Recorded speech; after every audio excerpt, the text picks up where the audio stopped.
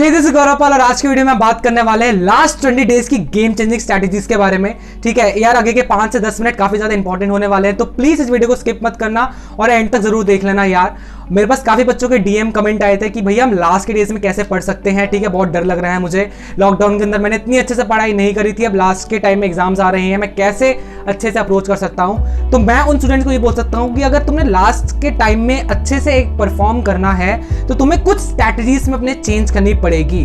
ठीक है, ऐसे क्या स्ट्रैटेजी है जो पूरी गेम को चेंज कर सकता है। जैसे कि गेम के अंदर हमारे ओपोनेंट होते हैं 8 से 10, ठीक है, हमें उन्हें बीट करके एक अच्छे स्कोर तक पहुंचना होता है। वैसे ही रियल लाइफ में हमारे बहुत सारे कॉम्पिटिटर्स हैं जो एग्जाम में बैठ रहे हैं, हमें उनको बीट करके एक अच्छे स्कोर तक पहुंचना है। ठीक है, नहीं आए थे बट मैंने लास्ट के टाइम पे कुछ ऐसी चीजें जरूर करी थी जिसने पूरी की पूरी गेम को चेंज कर दिया था। मैं बिल्कुल शेड्यूल वाइज प्लानिंग करने में विश्वास रखता हूं। मैंने पहले भी वीडियो बनाई है कि हमें शेड्यूल वाइज प्लानिंग करनी है। अगर हमारे पास 5 सब्जेक्ट हैं, ठीक है, और हमारे पास टाइम सिर्फ 1 महीना बचा हुआ है, तो उसके अंदर मैं क्या अपनी चीजें कर सकता हूं कि मैं पूरा सिलेबस अपना कंप्लीट कर सकता हूं। तो सबसे पहले तो हमें यह पता होना चाहिए कि हमारे जो नोट्स हैं या फिर हमारे पास जो भी चीजें हैं वो एक कन्फाइंड वे में पड़े हुए हैं। ये नहीं कि मैं अगर सिर्फ एक सब्जेक्ट पर्टिकुलर, मान लो मैथ्स है, ठीक है, मैथ्स के मैंने 5-6 नोटबुक बना रखे हैं अलग अलग जगह पर और वो मेरे पास नहीं पड़े हुए अभी, तो वो बाद में दिक्कत कर सकती है। तो मेरे को सिर्फ एक ही नोटबुक बनानी है पूरे साल और मैं सिर्फ उसी नोटबुक के अंदर अपने सारे न्यूमेरिकल्स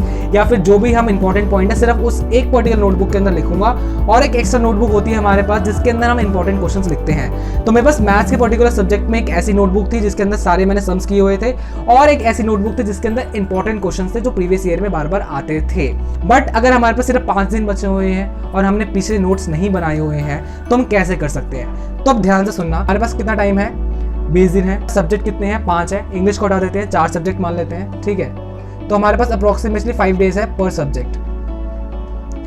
अब मैं एग्जांपल लेके चलता हूं। सबसे पहले तो मैं ये एजम्पशन करता हूं जो वीडियो देख रहे हैं उनका सिलेबस या तो आधा हुआ है या उससे थोड़ा ज्यादा हुआ है, पूरा सिलेबस नहीं हुआ है। ठीक है, तो सबसे पहले मैं सब्जेक्ट एग्जांपल लेता हूं मैथ्स का। ज्यादा डर लगता है लोगों को मैथ्स के अंदर, इतनी डरने वाली चीज है नहीं वैसे। तो सबसे इंपॉर्टेंट चीज है मैथ्स के अंदर वो है एनसीईआरटी।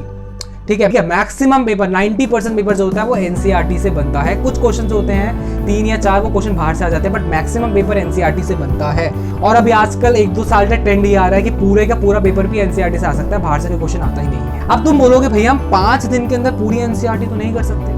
ठीक है, मैं मानता हूँ 5 दिन के अंदर अगर तुमने बिल्कुल शुरुआत से स्टार्ट कर रहे हो एनसीईआरटी तो 5 दिन के अंदर पूरी एनसीईआरटी नहीं कर सकते हो। बट वो स्टूडेंट जो पूरे साल पढ़ रहे हैं पर उनके मार्क्स अच्छे से नहीं आ रहे हैं, तो 5 दिन के अंदर तुम्हें एनसीईआरटी करनी है। तुम्हारी अप्रोच क्या रहेगी एनसीईआरटी करने की। सपोज करोगे तुम कोई एक एक्सरसाइज तुमने उठाया, उस एक्सरसाइज के अंदर तुम्हारे पास 50 क्वेश्चन है। कितने क्वेश्चन है? 50 क्वेश्चन है। अब तुम 50 क्वेश्चन करने बैठोगे एग्जाम से पहले तो तुम्हारा टाइम बहुत ज्यादा जाएगा।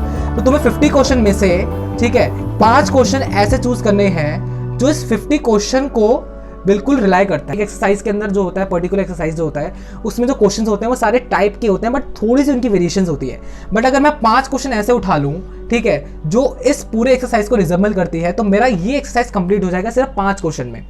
मेरी एफिशिएंसी कितने परसेंट इंक्रीज होगी? मैं 5 से 50 आ गई, मेरी एफिशिएंसी 10x इंक्रीज हो गई है।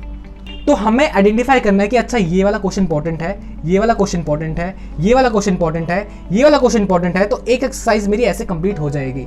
ऐसे करते करते मेरे सारी एक्सरसाइज मुझे ऐसे कंप्लीट करनी है, सारे क्वेश्चन नहीं करने हैं लास्ट टाइम पे।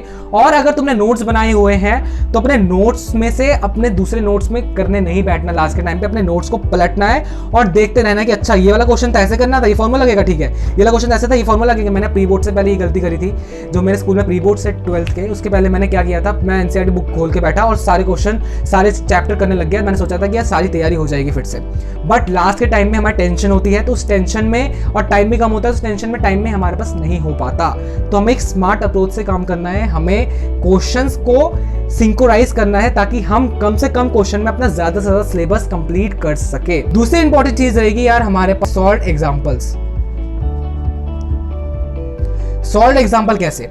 सॉल्व एग्जाम्पल्स होते हैं हमारे पास आजकल कुछ 4 सालों से या 3-4 सालों से ट्रेंड हो रहा है कि सॉल्व एग्जाम्पल्स डायरेक्ट पेपर में आ रहे होते हैं, क्योंकि सॉल्व एग्जाम्पल्स जो होते हैं ज्यादा बच्चे करते नहीं हैं। ठीक है। तो सॉलिड एग्जाम्पल को हमें हैमर करना है यार। वो बच्चे जिन्होंने पूरे साल नहीं करी है, ठीक है, वो पूरे एनसीईआरटी तो नहीं सॉल्व कर सकते, बट तुम सॉलिड एग्जाम्पल करके जा सकते हो, तुम्हारे पासिंग मार्क्स जरूर आ जाएंगे, ठीक है। हर एक्सरसाइज के पीछे कुछ सॉलिड एग्जाम्पल होते हैं जो तुम्हें पूरा आइडिया ओवरव्यू देते हैं चैप्टर्स का, ठीक है। और 12th की अगर मैं मैथ्स की बात करूँ तो उसके अंदर कुछ सॉलिड एग्जाम्पल इतने ज्यादा इंपॉर्टेंट है कि जो एक्सरसाइज के क्वेश्चन है वो क्वेश्चन जो होते हैं वो हो जाते हैं, बट सॉलिड एग्जाम्पल नहीं हो रहे होते हैं। तो सॉलिड एग्जाम्पल हमें बहुत अच्छे से करनी है, ठीक है। ये हो गया मैथ सब्जेक्ट का। अगर मैं बात करूँ सोशल साइंस की, ठीक है, एसएसटी की बात करूँ, एसएसटी में रटने वाली चीज़ काफ़ी ज़्यादा होती है, तो मैं ये सजेस्ट करूंगा कि जो तुम पूरे साल जिस बुक से पढ़ रहे हो उसी बुक को फॉलो करो। सिर्फ एनसीईआरटी जो है इसमें आई थिंक इनफ नहीं है। मैं क्या करता था, मैंने जो 10th में परफॉर्म करा था वो था यूलाइक से। मैंने पूरे साल यूलाइक के क्वेश्चन करे थे। यूलाइक का बेनिफिट ये होता है कि उसमें पॉइंट्स में आंसर दिए होते हैं। दूसरी चीज़, उसके अंदर जो आंसर्स दिए होते हैं काफ़ी प्रिसाइज वे में होते हैं। जो एनसीईआरटी होते हैं ना उसके अंदर हमें आंसर्स को ढूंढना पड़ता है, बट यूलाइक के अंदर पीछे क्वेश्चन दिए होते हैं। जो एनसीईआरटी के पीछे वाले क्वेश्चन वो भी दिए होते हैं, प्लस प्रीवियस ईयर के क्वेश्चन भी दिए होते हैं यूलाइक के अंदर,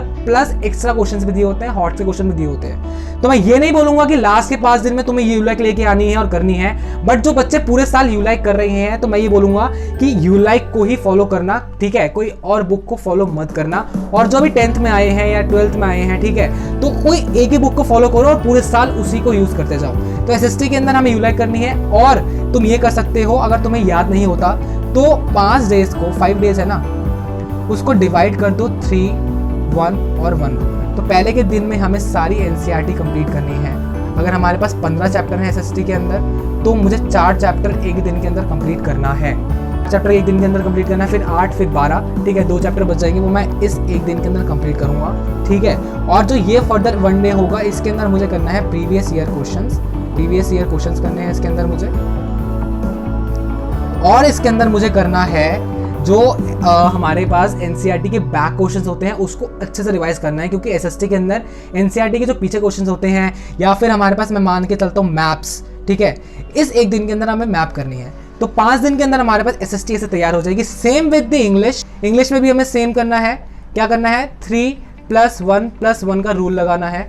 same with Hindi, same with science के अंदर भी हमें क्या करना है, हमें 3 दिन जो शुरुआत के रहेंगे उसके अंदर हमें बड़े बड़े जो चैप्टर होते हैं, इंपॉर्टेंट चैप्टर होते हैं, उनको कंप्लीट करना है साइंस के अंदर। और फिर एक दिन के अंदर जो है हमें प्रीवियस ईयर क्वेश्चंस करने हैं, और एक दिन के अंदर हमें पूरे दोनों को रिवाइज करना है विद द फास्ट पेस, जल्दी रिवाइज करना है, ताकि हमने जो पूरे साल पढ़ा है वो हमारे आंखों के सामने से एक बार चला जाए और लास्ट के टाइम पे बिना डरे हम एक ऐसी प्रॉपर अप्रोच कर सके जो पूरी गेम को चेंज कर सकता है। मैंने क्या किया था 12th के टाइम से पहले बता रहा हूँ, तो हमारे एग्जाम्स मार्च में थे।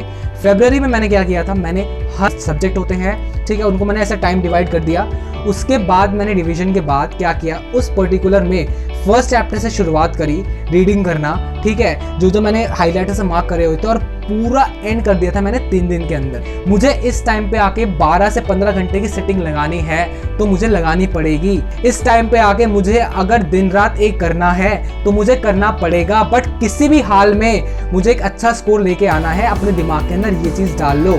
कोई ऐसी चीज करो जो तुम्हारी गेम पलट सके, जो तुम्हें पूरे साल बोलते आ रहे हैं ना तुम नहीं कर सकते हो, या फिर जो तुम्हें सोसाइटी बोलती है कि यार इसमें दिमाग के अंदर नहीं है, ठीक है, तो उनको आंसर देने का वक्त अब आ चुका है अपनी गेम को चेंज कर। अब हमारे पास मैथ्स हो गया, एसएसटी हो गया, इंग्लिश हो गया, साइंस हो गया, ठीक है, हमारा 10th का हो गया।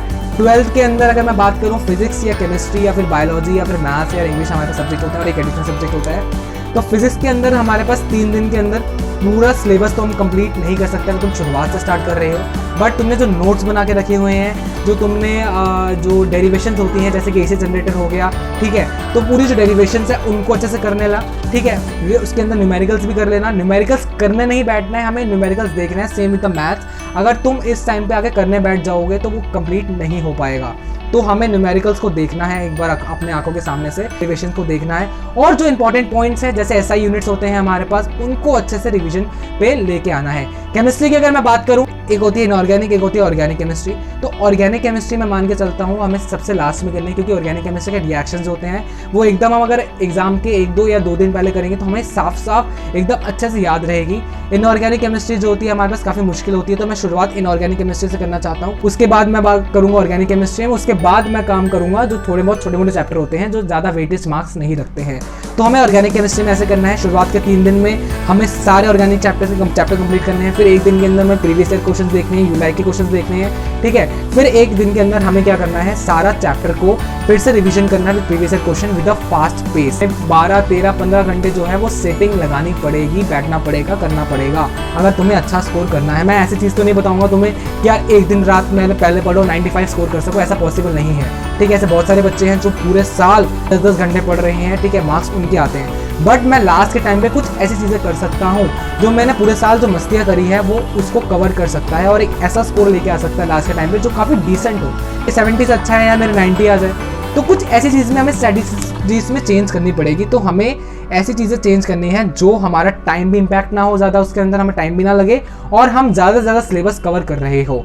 तो हमारे पास केमिस्ट्री फिजिक्स की मैंने बात कर दी है और यही थी हमारी गेम चेंजिंग स्ट्रैटेजी जो हमें करनी है। हमें एक एक्सरसाइज अगर 50 क्वेश्चन का है तो उसके अंदर 5 क्वेश्चन करने हैं, ठीक है। 3+1+1 रूल को फॉलो करना है। तो इसके साथ आज की वीडियो समाप्त करते हैं, ठीक है। अगर आप इस चैनल में नए हैं तो प्लीज़ इस चैनल को लाइक कर देना, इस नीचे जो रेड कलर का बटन दिया हुआ है उसको सब्सक्राइब कर देना ताकि मोटिवेशन मुझे मिले। मेरे को कमेंट करके, मेरे को डीएम करके इंस्टाग्राम पे जरूर बताना कि आपको ये स्ट्रैटेजीज अप्लाई करने के बाद रिजल्ट मिल रहा है नहीं मिल रहा है। मेरे प्रीवियस वीडियो जाके देखो, वहाँ पे मैंने और अच्छे से बातें करी हुई है कि कैसे हम अपने एग्जाम से पहले कैसे हम और टिप्स को फॉलो कर सकते हैं, ठीक है। इसके साथ आज की वीडियो समाप्त करते हैं। तो ऐसे ही पढ़ते रहो, because together we can, together we rise and let's rise with Gaurav. Thank you everyone.